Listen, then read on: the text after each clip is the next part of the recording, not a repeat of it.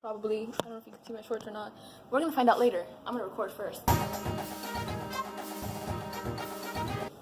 To the boy who is always on my mind but does not yet know it, believe it or not, I did not ask for this.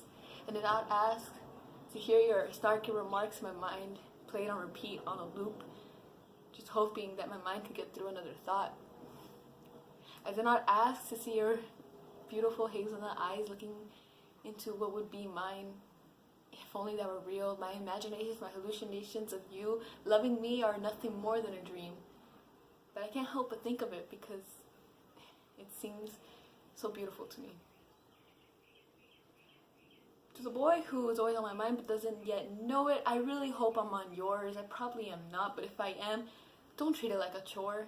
I treat it like a chore to think of you every day, because then if I feel like if I don't, then maybe I don't like you in that way, and I need to because you make me happy. I don't want anyone to make me happy but you, and that makes me mad because I want to be glad around everyone. But you're the only one who makes me smile as of right now. So to the boy who's always on my mind but doesn't yet know it, my mind plays you on repeat, and I really love the sound of the song, and it doesn't get annoying like the one you play on the radio.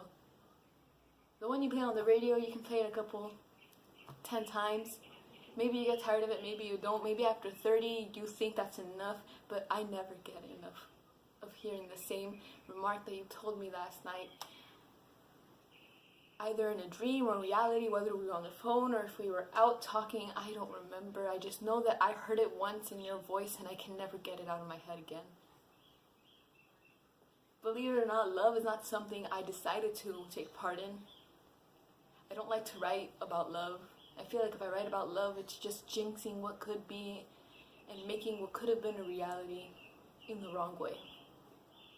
What I mean by that is, have you ever seen something come true but not the way you thought it'd be? Like when you see the show, you think it's so predictable, you write down in a bet with your friend what's gonna happen next, and you almost get it right. Just not yet. Being in love and loving someone are two different things. When you're in love, you're invested in that person. When you love someone, you think about them a lot. And you appreciate them, and you care about them, and I just think I love you. I'm not in love with you. I will never be in love with you until you tell me that you love me too. Doing many things nowadays without consent is very bad. Loving people without consent is very bad. I do not want to love you without your consent, so I need you to tell me that you don't mind it when I tell you that you are beautiful. I need you to tell me that you don't mind it when I want to talk to you until 3 a.m. I need you to tell me that you don't mind it when everything around me feels like it's crumbling down, but all I want to do is hear you tell me a joke. Probably one that isn't very good, but a joke nonetheless, because it makes me laugh knowing that it was funny to you. They say love is blind. They say love is death. They say love is many things, taking away disability and making it stronger, but I don't believe that. I think love is ability. Love is taking something that you thought you never wanted and making it blossom. I never loved pickles, for example, but I love cucumbers. So love is taking the fact that I don't like vinegar and making it into something natural, making it amazing. That is a stupid analogy, but it's something I thought of, and I thought it was hilarious. I had to put it in here because if you ever hear this, I want you to laugh.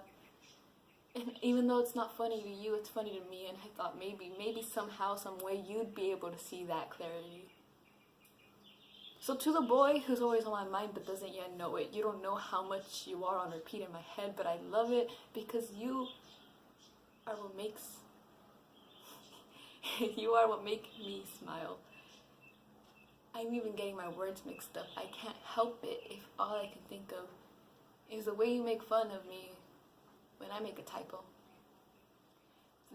The moment that you first made a typo to me, I corrected you, but I also made a joke out of it. Now, it is a tradition for us to take our tangled words and make it to each other.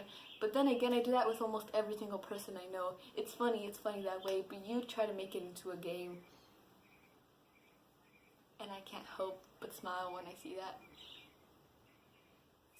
Seeing people and knowing that you might or might not like them is scary. It's a scary fact because you never know whether or not they're gonna like you back, and that doesn't matter anymore. What matters is throwing up all your feelings on the surface, letting it bounce around, but I'm never gonna tell you this poem is for you.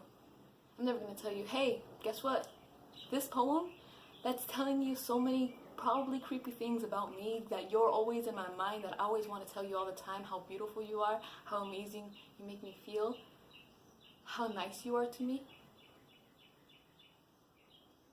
That is something you can't just tell someone without them wanting to run.